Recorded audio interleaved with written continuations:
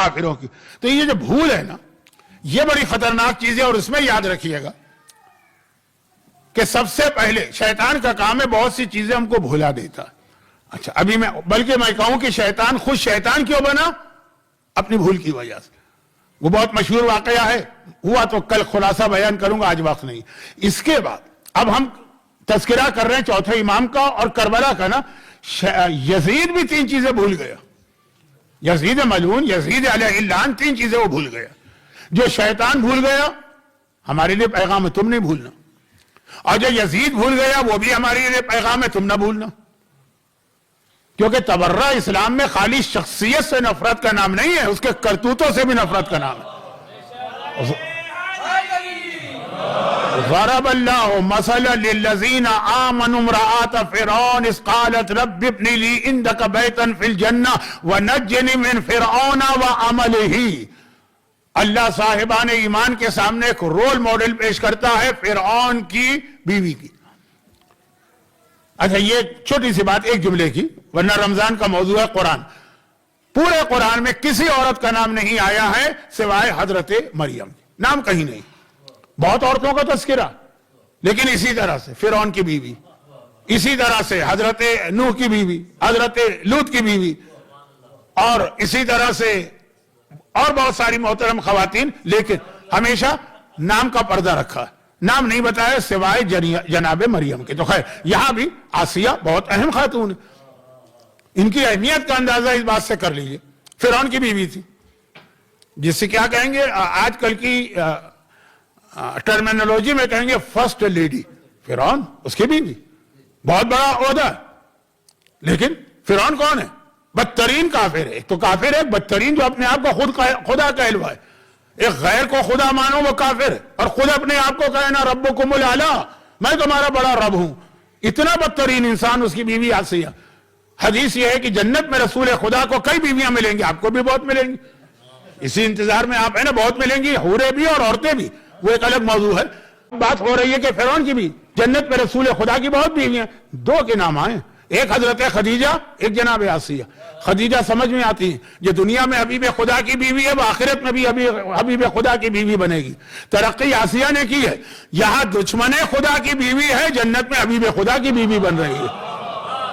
اسے کہتے ہیں ترقی. دشمن خدا سے حبیب خدا تک کا سفر کیوں طے کیا؟ وہ سارا امتحان دیا جو اللہ نے لیا, جس کو بیان کرنے کی فی الحال ضرورت نہیں ہے. لیکن اس میں ایک جملہ, جب ان پر ٹارچر پوری شدت سے کیا جا رہا تھا, فرعون محبت کرتا تھا. جناب آسیہ کی وجہ سے اس نے جناب موسیٰ کو بچپن میں چھوڑ دیا, جبکہ اس کو پتا تھا کہ یہ میرے دشمن ہیں, موسیٰ بہت چھوٹے ہیں. اسی وقت سے اندازہ تھا فرعون کو, لیکن آسیہ کی محبت. لیکن وہ وقت آ گئے کہ آسیہ نے اپنا ایمان ظاہر کر دیا, تو فرعون کے لیے کتنی شرمندگی. میں دنیا سے کہہ رہا ہوں مجھے خدا مان کے سجدہ کرو, میری اپنی بیوی مجھے نہیں مان رہی. دیکھیں دنیاوی باتوں میں تو بیویاں کہاں شوہر کو مانتی ہیں, آپ کی بیویاں بھی کب آپ کو مانتی ہوں گی, ہر چیز میں اعتراض ہوگا. لیکن جہاں مسئلہ اپنے آپ کو خدا کہنے کا ہو, تو وہ ٹارچر, اور ایسا ٹارچر, جسم کے ٹکڑے ہونا, اور زمین پہ لٹا کے کوڑے مارنا, اور ہاتھ پاؤں باندھ کے جانوروں کے ذریعے سے چاروں طرف کھینچنا. اس وقت وہ صرف ایک جملہ کہہ رہی تھی, نہیں 2. قالت, فرما رہی تھی رب ابن لی عندک بیتا فی الجنہ. سارے مظالم برداشت ہے, خدا نے جنت میں میرا گھر تیار کر دے. اور دوسرا جملہ تھا وَنَجِّنِي مِن فِرْعَوْنَ, مجھے فرعون سے نجات دلا.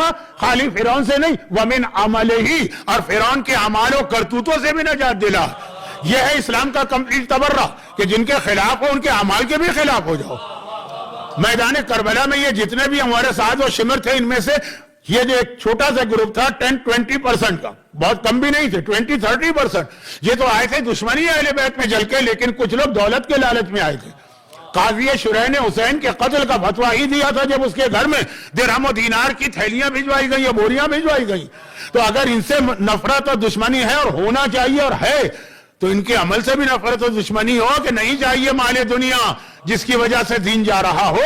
یہ ضمنی بات آ گئی ہے, تفصیلات تو آتی رہیں گی. تو خلاصہ یہ کہ اب یزید بدترین انسان کتنی لعنتیں بھی کرے تو کم ہے, لیکن اس کے کرتوت بھی تو دیکھیے نا. اس میں ایسا نہ ہو, لقمان حکیم سے کسی نے پوچھا نا کہ تم نے ادب کیسے سیکھا, کہا بدتمیز لوگوں سے. ارے وہ تو بدتمیز ہے, ادب کیسے سیکھا؟ کہا ایسے سیکھا جو وہ کرتے تھے وہ میں چھوڑ دیتا تھا. ادب آتا چلا گیا. جو یزید کرتا ہے نا وہ ہم اور آپ چھوڑ دیں تو جا کے صحیح معنوں میں حسینی بنیں گے. اب یزید کی 3 بھول جو 11 محرم سے ریلیٹڈ ہے, پوری زندگی کی یزید کی بات نہیں کر رہا ہوں, یزید کی 3 غلطیاں کہیے, بھول تو نہیں کہوں گا لیکن بھول بھی کہہ سکتا ہوں, 3 غلطیاں یہ بھول وہ 11 محرم سے ہمارے سامنے آئیں. اور اگر میں یہ خلاصہ کروں, یہ توہین کا جملہ نہ بنے, میں بہت ڈرتے سوچ رہا ہوں, توہین تو نہیں, کہ اگر وہ یہ بھول نہ کرتا تو شاید کربلا کا واقعہ اسی وقت چھپ جاتا. اس کی یہ بھول اور غلطی نے کربلا کو قیامت تک کے لیے زندہ بھی کر دیا. بلکہ اب یہ جملہ مجھے خود اچھا نہیں لگ رہا, یہ کہہ دوں کہ اس کی یہ غلطی نے نام یزید داخل دشنام ہو گیا, قیامت تک کے لیے داخل دشنام ہو گیا. 3 غلطیاں. تو کیا تھی 3 غلطی؟ بہت توجہ کی بات ہے کہ یہ غلطی ہم نہ کریں, اور قرآن نے کہا کہ مومن بھی غلطی کر سکتا ہے بھول سے. یزید کی پہلی بھول 3 جو خاص میں ہائی لائٹ کر رہا ہوں, اس نے کوئی 3 بھول کوئی تھوڑی کی, لیکن یہ 3 بھول تھی, باقی تو اس نے جان بوجھ کے گناہ کی ہے. پہلی بھول یہ تھی کہ اس نے وہی غلطی کی جو شیطان نے کی تھی. شیطان کی اصلی غلطی نہیں بتا رہا ہوں, ایک اور غلطی کہ اس نے یہ سمجھا کہ کربلا میں عورتیں جو ہیں بہت کمزور ہیں. اصل میرا دشمن حسین اور اولاد حسین ہے, جن کو میں نے کربلا میں مار دیا. اب یہ عورتیں ان کی کیا حیثیت, یہ میرا کیا بگاڑ سکتی, یہ میرا کیا نقصان پہنچا سکتی. اس نے عورت کے رول کو بہت معمولی قرار دیا. اچھا, اب شیطان کا آپ کو واقعہ یاد ہوگا, کیونکہ شیطان والا واقعہ ہمارے علماء اور بعض ذاکرین بہت زیادہ نمک مرچ چھڑک کے اس کو ذرا اسپائسی بنا کے مزیدار بنا کے پڑھتے ہیں. ان کا انداز اور ہے, میرا انداز اور ہے, لیکن بات دونوں میں کامن ہے کہ شیطان نے جب حضرت ابراہیم سے قربانی رکوانا چاہی بیٹے کی, تو اس نے دیکھا یہ قربانی مجھے رکوانا ہے. اس پورے واقعے میں جتنے کیریکٹر اور افراد ہیں ان میں کمزور ترین کون ہے, اسے جا کے توڑوں. یہی طریقہ ہوتا ہے نا کسی بھی ملک کا, کہ اگر کوئی ملک دوسرے ملک پہ اٹیک کرے کہ اس کا جو کمزور محاذ کون سا ہے وہاں سے اٹیک کرو تو ہم آگے بڑھ سکیں گے. کہاں پہ ذرا یہ کمزور ہے, انسان پہ حملہ ہوتا ہے جیسے کہا جاتا ہے کہ انسان کا پیٹ بہت کمزور ہے وہاں سے. تو خیر کمزور طریقے سے میں مثالیں نہیں دے رہا ہوں کیونکہ وقت میرے ہاتھ سے نکل رہا. تو خلاصہ یہ کہ اس نے دیکھا ابراہیم بہت مشکل کام ہے, نبی ہے, معصوم ہے, اور اس وقت کی بات ہے جب وہ امامت کے منصب پہ آ چکے ہیں. اسماعیل چھوٹے ضرور ہیں لیکن بہرحال معصوم. کمزور ہاجرہ معصومہ نہیں, پھر یہ کہ وہ عورت ہیں, اور پھر ماں ہیں. طاقتور عورت بھی جب ماں ہو تو کمزور ہو جاتی. اس کو جا کے توڑو, اس کے ذریعے سے اس واقعے کو روکو. تو آپ کو معلوم ہے پھر علماء بتاتے ہیں کہ سب سے پہلے وہ حاجرہ کے پاس گیا تھا, کہا تھا حاجرہ دیکھ. اب یہ علماء کا جو ذاکرین کا جملہ ہے جو میں ریپیٹ کر رہا ہوں, لیکن آپ کو اندازہ ہے نا کہ میں داد وغیرہ تو چاہتا نہیں ہوں کیونکہ میں تو بات مکمل کرنا چاہتا ہوں. حاجرہ کے پاس گیا, جملہ بہت مشہور ہے, آپ کا سینکڑوں دفعہ کیا نہیں ہزاروں دفعہ کا سنا ہوا, کہ حاجرہ کو توڑنا ہے. حاجرہ روک سکتی ہے, ماں بھی ہے تو بیٹے کی محبت میں, عورت بھی ہے, عورت ویسے ہی جلدی شیطان کے قابو میں آ جاتی ہے بقول شیطان کے, ایسا حقیقت نہیں. اور پھر یہ ہے کہ معصومہ نہیں, تو جا کے اس نے روک کہا. اور جناب حاجرہ نے اس کا جملہ سنتے ہی کنکر اٹھا کے پھینکے. پہلے کنکر حاجرہ نے مار کے شیطان کو بھگایا ہے, وہ ابراہیم و اسماعیل کے پاس بعد میں گئے. اب علماء ایک جملہ کہتے ہیں کہ شیطان نے حاجرہ سے پوچھا کہ بھائی تم نے کیسے پہچانا کہ میں شیطان ہوں؟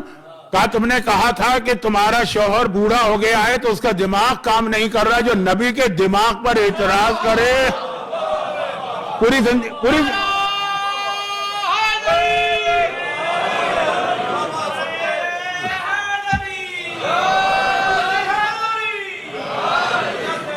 زندگی آپ کا سنا ہوا جملہ ہے, پھر بھی بہرحال آپ کا ایمان ہے کہ آپ مجد میں آ گئے اور واہ واہ کرنے لگے. تو اب یہ شیطان کی بھول تھی نا, سب سے کمزور ان کو سمجھا. سب سے پہلے کنکر بھی انہوں نے حاجرہ نے مارے جسے اس نے کمزور سمجھا تھا. ابراہیم اور اسماعیل سے زیادہ حاجرہ کا رول ہے کہ وہ تو معصوم نبی تھے, انہوں نے شیطان کو بھگایا, لیکن حاجرہ پہلا یہ اس نے. اور یہی غلطی یزید نے کی. یہ بھائی یہ تو کربلا کے اندر یہ ایسی خواتین ہیں جن کے سہاگ گزر چکے ہیں, جن کے بیٹے مارے جا چکے ہیں, جن کے بھائی دنیا سے گئے ہیں, ویسے ہی غمزدہ ہیں. عورت عام حالت میں بھی کمزور ہے, اس وقت اور کمزور. وہی شیطان والی غلطی یزید نے کی. اور دیکھی میں نے ایک جملہ مجلس کے شروع میں نہیں بیچ میں بیان کیا, اور وہ یہ ہے کہ دوسروں کی غلطیوں سے انسان سبق لے کر پھر وہ غلطی نہ کرے. وہ ہوتا ہے لقمان حکیم، کہ نبی نہیں ہے لیکن اتنے اہم ہے کہ پورا سورہ ان کی تعریف میں قرآن میں آ گیا۔ تو اب یہ ہے کہ یزید نے جو غلطی کی، ہم اور آپ تو پتہ نہیں اس پہ توجہ دے رہے ہیں کہ نہیں دے رہے ہیں۔ یزید کے اس دور کے ایک بہت بڑے نمائندے اور نائب نے یہ پیغام دیا کہ جی یزید کی غلطی کو میں نے سمجھ لیا۔ صدام، اب زمانہ ایسا ہے کہ نئی نسل یہ نام بھول چکی ہے۔ 2003 میں اس کو پھانسی دی گئی ہے، 23 سال ہو گئے، پوری نسل چینج ہو گئی۔ مگر میری عمر کے لوگ یا مجھ سے تھوڑا چھوٹے لوگ صدام کے مظالم کو بھی جانتے ہیں، اور یہ بھی واقف ہے کہ کس طرح اس کی جڑوں میں یہ بات بیٹھی تھی کہ مجھے عراق سے شیعت کا خاتمہ کرنا۔ وہ جملہ میں نے اپنے کان سے سنا ہے، آج نہیں بتا سکتا کہ وقت ختم ہو گیا۔ اس کا ایک جملہ بہت مشہور ہے، جب اس نے ہمارے اس دور کے ایک بہت ہی عظیم مرج باقر صدر کو شہید کرنا چاہا اور شہید کیا بعد میں بڑی مظلومیت سے، تو اس کے ساتھ ان کی بہن سیدہ آمینہ بنت الہدا کو بھی شہید کیا۔ بہت مشہور واقعہ۔ تو اس کے مشیروں نے، ایڈوائزر نے، ساتھیوں نے اس کو مشورہ دیا۔ ارلی 80s میں عورتوں کی موت شہادت جو تھی وہ نہیں ہوتی تھی۔ پھر بعد میں یہ تکفیری گروپ نے تو سارے مظالم ڈال دیے، اس وقت یہ بہت بڑی بات تھی۔ تو اس کے مشیروں نے، اس کے ایڈوائزر نے، اس کے وزیروں نے اس کو مشورہ دیا کہ باقر صدر کو شہید کرو، مرد ہیں، کتنے ہی بڑے صحیح لیکن مرد۔ آمینہ بنت الہدا کو شہید نہ کرنا، اس لیے کہ بہرحال ایک عورت ہے، عورت کی اگر شہادت ہو گئی تو دنیا میں ایک ہنگامہ مچ جائے گا۔ جو ہمارے بہت بڑے بڑے حامی اور سپورٹر ہیں خلیج کے ممالک، گلف ممالک، وہ بھی ہمارا ساتھ نہیں دے پائیں گے۔ مغربی دنیا کو بھی دکھانے کے لیے صحیح کنڈیم کرنا پڑے گا۔ تو کیوں ایسا کام کر رہے ہو کہ بلا وجہ تمہارے خلاف پروپیگنڈا ہو؟ تو صدام نے کہا پھر میں کیا کروں، کہیں کو جیل میں ڈال۔ بے اختیار اس کی زبان پہ لفظ آیا جسے انگریزی میں کہتے ہیں ایکس ٹیمپو۔ کیا تم چاہتے ہو کہ میں وہی غلطی کروں جو یزید کر چکا؟ بھائی کو شہید کر کے بہن کو زندہ رکھا، چاہے جیل میں رکھا۔ اس بہن نے قید کے عالم میں کس طرح سے یزیدیت کے چہرے سے نقاب نوچ کر قیامت تک کے لیے یزیدیت کا اصلی چہرہ دکھا دیا۔ اس کا جملہ ہے، کیا میں وہی غلطی کروں جو صدام کر چکا؟ تو اس نے یہ سمجھ لیا، مومن کو بھی یہ سمجھنا۔ اور یہ کیا سمجھنا ہے، کس طرح سمجھنا ہے، یہ انشاءاللہ کل سے بات ہوگی۔ یزید کی یہ بہت بڑی بھول تھی کہ اس نے یہ سمجھا کہ یہ چند قیدی عورتیں، کمزور سی عورتیں میرا کیا بگاڑ سکتی۔ ان کمزور سی عورتوں نے وہ انقلاب برپا کیا اور وہ تبدیلی لے کے آئی ہیں۔ لیکن جیسا کہ میں نے عرض کیا کہ اس میں خاص طور پر ہمارے سامنے جناب حاجرہ کی مثال میں ایک جملہ آیا جو کربلا میں ریپیٹ ہو رہا ہے، اور وہ یہ کہ عورت ویسے تو ہے ہی کمزور، یعنی شیطان سمجھ رہا ہے، لیکن اگر ماں ہو تو اولاد کے حوالے سے بہت کمپرومائز ماں کو کرنا پڑتے ہیں۔ ہمارا سلام اور کربلا کی ان ماؤں پر۔ اور دیکھیے ہر عمر کی اولادیں تھیں، شیرخوار بچہ بھی تھا گود والا، آنا محمد کی عمر کا بچہ بھی تھا۔ اب دیکھیے بچوں کی عمر بڑھ رہی ہے، قاسم کی عمر کا بچہ بھی تھا، علی اکبر کی عمر کا بھی بالکل جوانی کا آغاز۔ یعنی ہر ماں کو اپنی اولاد سے محبت ہوتی ہے، لیکن مختلف ایج کے اعتبار سے محبت بدلتی رہتی ہے۔ ساری محبتیں کربلا میں۔ کوئی ایک بی بی مجھے بتا دیجئے کربلا کی جس نے یہ تمنا کی ہو کہ اللہ کرے کل آقا حسین کا جہاد کامیاب ہو جائے اور میری اولاد بھی بچ جائے۔ یہی ہوتا ہے نا، دو چیزیں ہوتی ہیں کہ بھائی ہم یہ نہیں کہتے کہ نعوذ باللہ حسین کو ہماری ضرورت ہے، محتاج ہے، کامیاب بھی ہو جائے لیکن ہماری اولاد بھی بچ جائے۔ وہاں حسین کی کامیابی کسی بیوی کی زبان پہ نہیں آ رہی ہے کہ وہ ہماری ذمہ داری نہیں ہے، اللہ جانے حسین جانے۔ ایک تمنا ہر ایک پر ہے کہ میری اولاد یہ نہ بچے۔ جناب قاسم کے بارے میں ذرا سا ان کی ماں کو شک ہو گیا تھا تو کس طرح سے شب عاشور آقا حسین کے پاس قاسم کو بھجوایا تھا۔ بھئی اتنا پوچھ کے آجا اپنے چچا سے کہ تیرا نام کل کے شہیدوں میں ہے کہ نہیں۔ لیکن یہ ساری مائیں وہ تھی جنہیں یہ تھا کہ بہرحال ہماری اولاد، اب یہ جملہ میں کہہ رہا ہوں، اس کو اگلا جملہ سنیے گا پھر اس کو سمجھیے گا، اس کو لفظ کو توہین آمیز نہ سمجھیے کیونکہ وقت نہیں ہے سمجھانے کا۔ ہر بیوی کو، باقی ماں کو تھا کہ ہماری اولاد بہرحال اس قابل ہے نا کہ میدان میں جا کے جان دے سکتی، لیکن ایک ماں ایسی تھی جس کو تو یہی دکھ رہ کے تھا کہ میں اپنی اولاد قربان کرنا چاہتی ہوں لیکن میری اولاد تو اس قابل بھی نہیں ہے کہ میدان جہاد میں جا سکے۔ علماء ایک جملہ پڑھتے ہیں کہ شب عاشور آقا حسین نے مجھے چراغ گل کر کے ایک امتحان لیا نا، وہ تو آپ بہت سنتے ہیں۔ آقا حسین نے شب عاشور 2 الگ الگ امتحان لی۔ ایک مغرب کی نماز پڑھا کر فوراً ہی مردوں کو بٹھایا، اور جو باتیں ہوتی ہیں وہ آپ شب عاشور سن چکے ہیں، اور پھر چراغ گل کیا۔ یہ مردوں کا امتحان تھا۔ اور دوسرا امتحان عورتوں کا لیا، وہ کیسے؟ کسی خاتون سے حسین نے کوئی بات نہیں کی، مردوں کا امتحان لے کے مصلی پہ جا کے بیٹھ گئے اپنے خیمے میں۔ اللہ آپ کو بار بار کربلا لے جائے، آج بھی خیمہ گاہ موجود ہے۔ حسین کا خیمہ بھی ہے، اور حسین کے خیمے سے ملا ہوا بیک ٹو بیک زینب کبریٰ کا خیمہ بھی ہے۔ حسین اپنے خیمے میں بیٹھ گئے۔ آدھی رات کے بعد تھوڑی دیر کے لیے حسین عبادت کو روک کر خیمے سے نکلے۔ اب چاروں طرف حسین کے خیمے کے چاروں طرف آج جہاں صحن بنا ہوا ہے، صرف ایک جناب ام فروہ کا خیمہ محفوظ ہے، باقی تو صحن ہے۔ وہاں بیویوں کے خیمے تھے۔ اب حسین ایک ایک بیوی کا یہ امتحان لے رہے، کیسے؟ ان سے جا کے بات نہیں کر رہے ہیں، ایک ایک خیمے کو دیکھتے جاتے ہیں اور یہ دیکھتے جاتے ہیں کہ خیمے میں کیا ہو رہا ہے۔ ایک ہی منظر ہر جگہ نظر آیا، ہر بیوی اپنی اولاد کو تیار کرا چکی، تیار کرا کے اپنے سامنے بٹھا کر کل کے جہاد کی بات کر رہی ہے۔ لیلا ہے تو اکبر سے گفتگو ہو رہی، فروہ ہے تو قاسم سے گفتگو ہو رہی، زینب کبریٰ ہے تو عجیب انداز سے انہوں نے محمد کو بٹھایا۔ ایک کے سر پہ جعفر طیار کا امامہ رکھ دیا تھا، یہ تیرے دادا کا امامہ ہے۔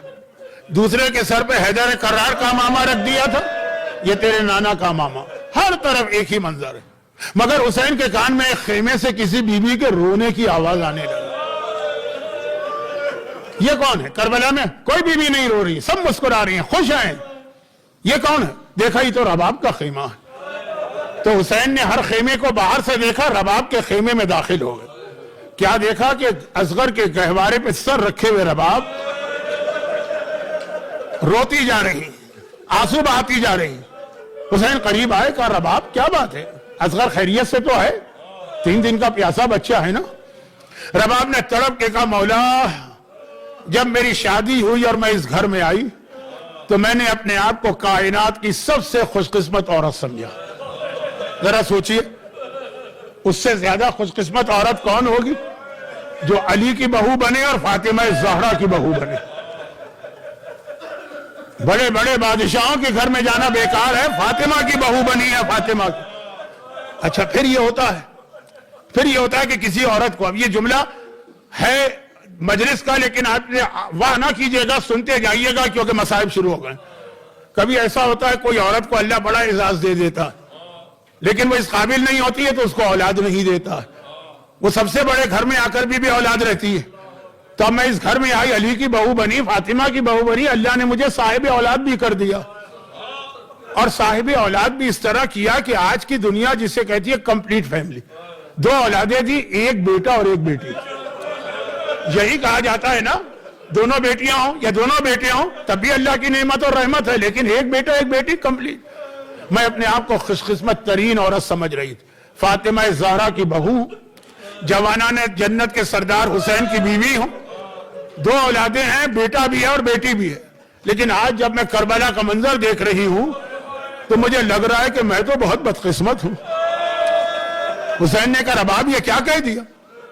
کہا کہ میں دیکھ رہی ہوں کہ ہر بیوی اپنی اپنی قربانی تیار کر رہی ہے، یہ شہزادی فاطمہ کے سامنے کتنا سرخرو ہو کے جائیں گی، لیکن اللہ رباب کے پاس تو زہرا کی خدمت میں پیش کرنے کے لیے کوئی قربانی بھی نہیں، کیونکہ 2 اولادوں میں جو بڑی ہے وہ بیٹی ہے، اور بیٹیاں جو ہے وہ میدان میں جاتی نہیں، بیٹے جاتے ہیں نا، اور جو بیٹا ہے وہ میدان میں جانے کے قابل نہیں ہے۔ کاش ایسا بھی ہوتا کہ گھٹنوں کے بل چلا کے لے جاتی۔